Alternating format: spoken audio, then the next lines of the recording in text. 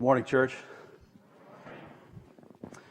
We have gone to Ezra this morning, and as I was thinking about this passage in this building, we've all probably seen pictures of the Leaning Tower of Pisa, right?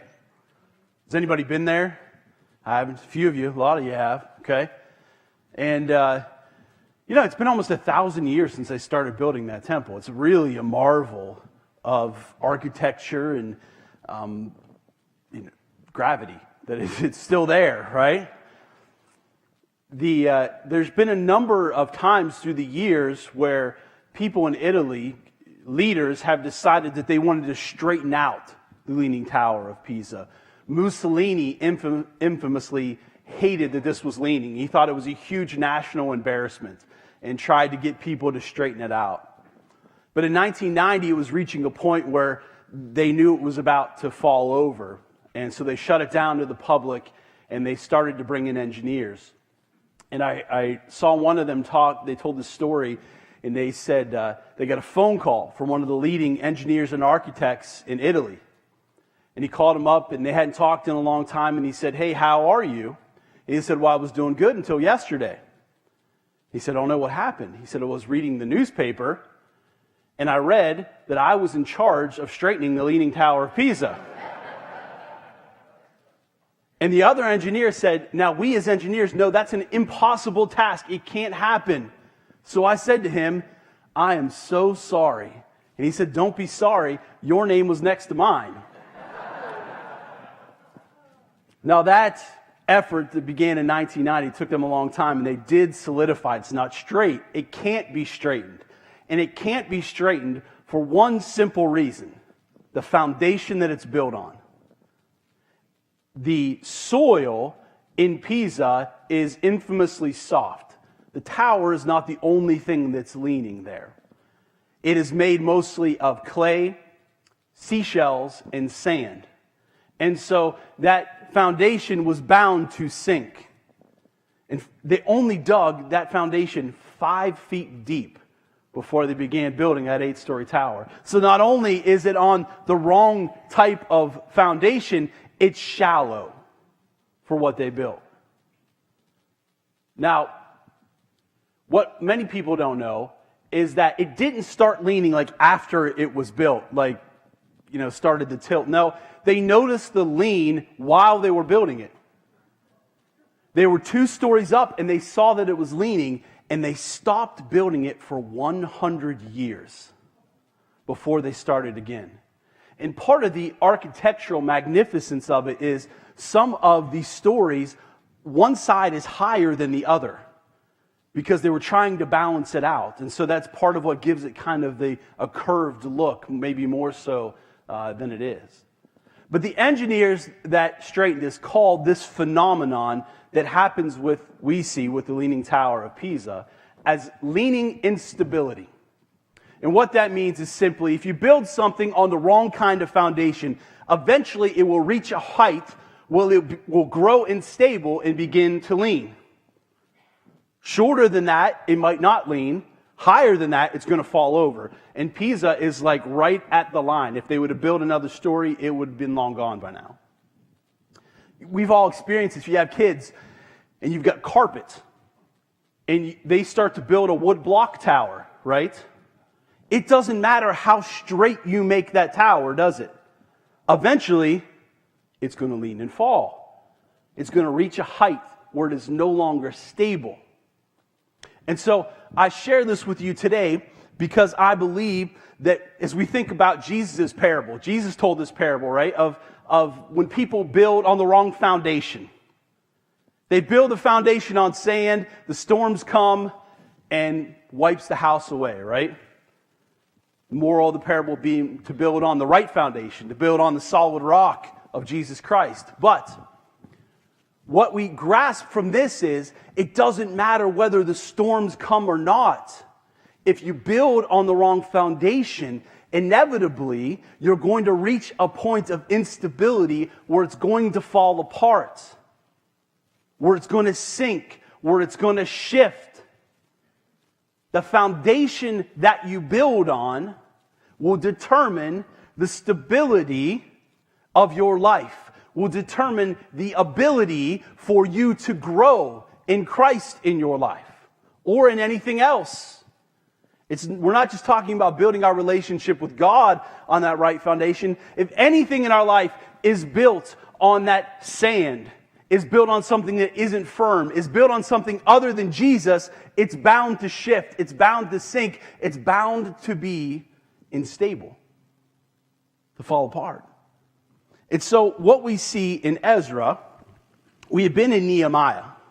Now, here's why we're going to Ezra, for two reasons. Most people in the church don't realize that Ezra and Nehemiah are actually one book in the Hebrew Bible. They're not two. They're all together because they tell the same story.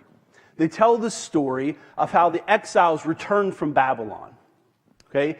And there's three men in that book that it primarily highlights: Zerubbabel, Ezra, and Nehemiah. And those three men go on very similar journeys. They all start with some connection to a king of Persia.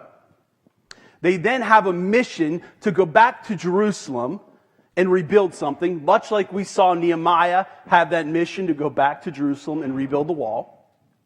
They face opposition to that purpose. There's obstacles along the way. They overcome those and achieve the purpose that God gave them. And then there's usually a celebration and a really weird ending. We don't know why, but all their stories end with this strange kind of ending. We saw it with Nehemiah last week, right? In Nehemiah 13, there's this celebration. They've rededicated themselves to God. Then we get this passage where Nehemiah comes back and he's angry and he's pulling people's hairs out and he's yelling at them. Why? Because they neglected God and they weren't following through on what God had called them to do. Nehemiah is the end of the story, okay? We're going back to Ezra. It's kind of like we're watching a prequel. This is before Nehemiah. This is before everything else that we've read. So this is the very beginning. It starts with Zerubbabel being commissioned by the king of Persia to go back to Jerusalem and rebuild the temple. And so what Mike read for us this morning was that first portion. They rebuilt the temple. Before the verses that he read, we see that when they come to the temple, it says, first and foremost, they have a unified purpose. They're all there for the same reason. And the first thing they do is they rebuild the altar. Before they lay any bricks, before they lay any foundation, they build the altar and they worship God. That's the real foundation of the temple. That's the real foundation of their return. Before they build anything, they want to recognize that this is their opportunity to once again, as a people, worship God. And if they're going to build anything that's worthwhile, that's where it has to begin. Then they build out the foundation. We read of how Zerubbabel and all those Levites helped supervise the building of the foundation. And then they celebrate. The foundation's done. And we saw that there was a mixture there. There were cries of joy because there were young people who throughout their entire life, they had never lived a day where there was any place where they could go and worship their God. And how exciting it was to finally have a place where they could come together as one people and worship God. But then there was the older generation who had seen the temple that had been destroyed. And they wept because they remembered all that they had lost and all that they had been through. Tears of joy, but yet mixed with sorrow and grief. We've probably all been there too. And so this shout of praise comes out, and it's a mixture of all these emotions that they feel, all still giving praise to God for bringing them to this point where they've built this foundation. Why? Because this foundation, it's not done, it's not a building, but it points to what can be built. It gives them hope. It causes them to see that there's some security in our future. That God is here and God is building something. There's hope for tomorrow. So the question for us is, what foundation can we build our lives on that gives us that same kind of hope? What foundation can give us a secure future? What foundation can we build something meaningful upon? What foundation gives us the opportunity for new life? We are all building our lives on something. We all have a foundation, whether you know it or not. The question is, what are you building your life on? And is what you are building your life on something that's secure, that gives you hope, that brings you new life? Because we know this. There's only one foundation that can do that, right? Listen to the words of the Apostle Paul. 1 Corinthians chapter 3, beginning with verse 10. Because of God's grace to me, I have laid the foundation like an expert builder. Now others are building on it, but whoever is building on this foundation must be very careful. For no one can lay any foundation other than the one we already have, Jesus Christ. Anyone who builds on that foundation may use a variety of materials: gold, silver, jewels, wood, hay, or straw. But on the judgment day, fire will reveal what kind of work each builder has done. The fire will show if a person's work has any value. So here, Paul says, we're building a foundation, and there's only one real foundation that can be built, and that's Jesus Christ. That's the only firm foundation that gives us hope, that gives us a secure future, that gives us the promise of something new to build our life upon. The question is, how do we do that? Right? So I want to give you three things today I want you to think about. Number one, we have to ask ourselves the first question. Am I building on the foundation of Jesus Christ? Is he the foundation of my life? And we all want to say, of course he is. I'm at church on a Sunday morning. I believe in Jesus. I'm building my life on him. But let's be honest with ourselves. He's not always what we're building on, is he? We trust some other things for our hope. We look to other things to give us what we need and what we want. We might say, but I believe in Jesus. The book of James tells us the demons believe in Jesus, right? We've tried to make building a life with Jesus so simple and easy. Just believe, that's it. That's not enough. Imagine starting a marriage that way. Just believe in me. That's all we need to do. You believe that you love me? Great. Now we go our separate ways and build our own lives. That belief doesn't do anything, right? Now we begin the journey of coming to know each other and coming to understand each other, of starting to make decisions together and building life together. That's what it means to build on Jesus Christ. We're coming to know him more, to understand him more, to know more of his will and his way, so that we can make the decisions that we need to make to build on that foundation, right? It's not just belief. It's deeper than that. Belief is a start, but that causes us to move forward and begin to try to know more about God. And that pursuit should never end. We can never know all there is to know about who God is and who Jesus is and what he does for our lives. We should continue to pursue that no matter how young or old that we are. That's how we make sure that he's the right foundation in our lives. But that's not enough. Paul goes on to say this. He said, anyone who builds, I already read this to you, but anyone builds on that foundation can use a variety of materials. Gold, silver, jewels, wood, hay, straw. He starts out good and progressively gets worse and worse, right? It's like the opposite of the three little pigs. We start with straw and end up with something good. Here we start with good, we end up with bad. Now, what is Paul's point? We all can build our lives on top of that foundation with whatever we want. You have a choice to build on that foundation. Some of the things you use to build are going to last, are going to work, are going to be good. Some of them are like straw and aren't going to be very useful. But Paul says that when judgment comes, when the fire of judgment comes, it will prove the worth of what you've built on that foundation. Wood, hay, and straw are going to be consumed by that fire, friends. But gold and silver are refined by it. The beauty of jewels is heightened by it. And so what we ask ourselves is not just, do I have the right foundation, but what am I building on? What am I building on it? David had the right foundation, right? What do we say about David? He was a man after God's own heart, right? And we kind of hold David up. We talk about him slaying Goliath. Man, what a hero, what a champion. He was a teenager then. Look at him when he was older. His life was a mess. Why? Because David had been using some hay and straw in his life.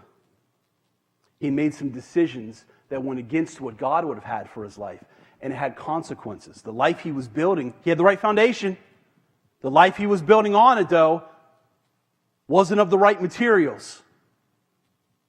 And so we see parts of his life fall apart. We see his family be in constant turmoil. We see him struggling. We see all these things. Why? They're consequences of the choices he made on what he's going to build on that rock. Now, he always had that rock to go back to. He could always lean on it. But the materials that he built with, when the fire came, they burned up. They were consumed. They fell apart. So what are you using to build your life? What are you building on that foundation? There's something worse than building a bad house. And you can build a bad house, right? You have the best foundation, you build a junk house on top of it. Nobody says, man, my house is a mess, but the foundation's solid, so I love this place, right? There's something worse than that.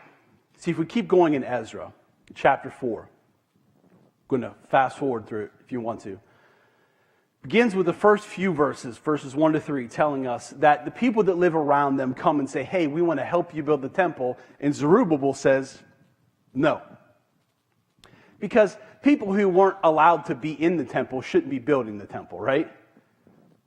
These aren't people who worship God. They wouldn't be building with the right heart. Zerubbabel says no for a reason. He's not just being stubborn and wanting to do it himself. It's their job to build the temple of God, not the job of the world around them. We shouldn't let the world around us build what we worship God in. That should come from us. So he says no. So they say, fine, we're gonna discourage you. We're going to make you afraid. They even begin to bribe people around them to discourage them and stop their efforts. And when that slows them down, when that doesn't work fully, they write a letter to the king. There's a new king in town now, and that king isn't the one that sent Zerubbabel back. And they send him a letter and they say, hey, king, these Jews are building a temple, and you need to go look in history, and what you're going to find is in their history, they are a rebellious people. They revolt against every king that oversees them. And if you let them build themselves up, they're going to do it to you. And the king does that. He looks through their history, and their past comes back to haunt them. And he says, you're right. So he orders that work stop on the temple. This is verse 24 of chapter 4. So the work on the temple of God in Jerusalem had stopped. It remained at a standstill until the second year of the reign of King Darius of Persia. For 15 years, they built nothing. They built a foundation, they started to stack some bricks, and then they left it. They built nothing. And some of you built the right foundation, you've come to believe in Jesus, you've come to know more about Him, and you're building nothing with your lives. You aren't using the life that He's given you to build the kind of life that He's purposed and created for you to live for Him. We do nothing at all. Could you imagine that? You build a foundation of a house, you have this amazing, you have some emotional problems, something bad happens, and you say, you know what? We can live on the foundation. Who needs a roof? Who needs a kitchen? Who needs bathrooms? Who needs bedrooms? We're just going to live right here, and that's live life with a foundation alone. Nobody's ever done that, have they? And friends, I'm challenging you that so many Christians walk around life that way. They think having the foundation is enough. And they've built nothing on top of it. They've waited. You've trusted in that solid rock. But what are you building on it? I had this friend who, his parents made this decision early in his life that they were house shopping. They were looking to buy a house.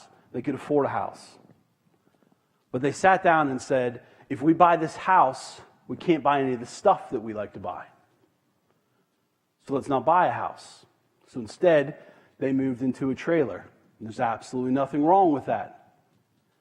But they did it just so they could buy more stuff. If we live here, we have more money to collect more things. So by the time I came to know them, some 30 years later, you could barely even walk around in the trailer. There were rooms that were just filled. And they kind of lived in these small spaces because they had spent their life, instead of building something, they'd spent their life accumulating things, thinking that that was going to give them a better life. And instead, all they did was build piles of stuff that didn't give them what they were looking for. Now, that's a personal decision, that anybody can make, and that's fine. There's nothing wrong with that. But let's think about it, what it might mean spiritually. What that looks like in our spiritual lives. Say, you know what? Yes, I want to live with Jesus, but I'm going to move into the trailer. I don't want to build a house. I don't want to have anything permanent because I still got a lot of stuff that I want to bring with me. I want to hold on to that. Thinking that that's going to give us the meaning and the purpose that we should find in Jesus. The house that's built on the foundation of Jesus Christ is the life that you were made for. But that the trailer is never really yours. And it's never really his. It's just a place to accumulate things. So Paul writes this in 1 Timothy chapter 6. Command those who are rich in this present world not to be arrogant, nor to put their hope in wealth, which is so uncertain, but to put their hope in God, who richly provides us with everything for our enjoyment. Command them to do good, to be rich in good deeds, and to be generous and willing to share. In this way, they will lay up treasure for themselves as a firm foundation for the coming age, so that they may take hold of the life that is truly life. So Paul encourages, at the end of his letter to Timothy, he encourages Timothy that there are people that have the stuff. They've got wealth in this world. And he encourages them to be generous, to be giving, to put their hope in God and not riches. Why?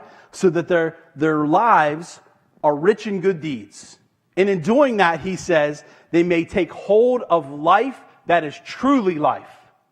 And what he's saying is, they've been trying to take a hold of life, but what they're grabbing onto isn't really life. It's empty. It's shallow. And they have to begin to use those things in the right way in order to grab a hold of the life that is really life. He's saying, this is the foundation that you can build a house on, that's going to help you to really live the way that God has called you to live. Don't you want to take hold of life that's really life? Because so many of us, we've been grasping for life in so many things of this world, and so many riches, and so many things that are empty and meaningless. And we've grabbed the hold of these people and these things and these relationships that we believe are going to give us fulfillment, that we believe are going to give us what we're searching for, and we remain empty. We just got more stuff. And we just keep piling it on and piling it on, hoping that at some point we're going to find the life that we so desperately are looking for. But that stuff's hollow and it's empty and it's meaningless. Jesus is the only real thing that we can grab a hold of that will give you what you are searching for. A life built upon that foundation, a life built with the brick and mortar of the kingdom of God, with His love, with His joy, with His peace, with His goodness, with His faithfulness. Those are the kind of things that build a life that will help you find the meaning you are searching for, that will help you find the purpose that God has given you, that will help you begin to achieve and grab a hold of life that is really life. Now, so many people in the world will look at that and say, that's foolish. That's not true. Paul's just another preacher trying to get rich people to give up their money. But so often, those people that say that are neck deep in sinking sand and are desperately searching for meaning themselves. But they're sinking because they're holding on to so much that's weighing them down that they don't want to let go of. And they can't see that the foundation of their life will never let them build anything of meaning or purpose. They're drowning in that sea of guilt and emptiness and shame and can no longer see their way out. They don't have a clue what real life looks like.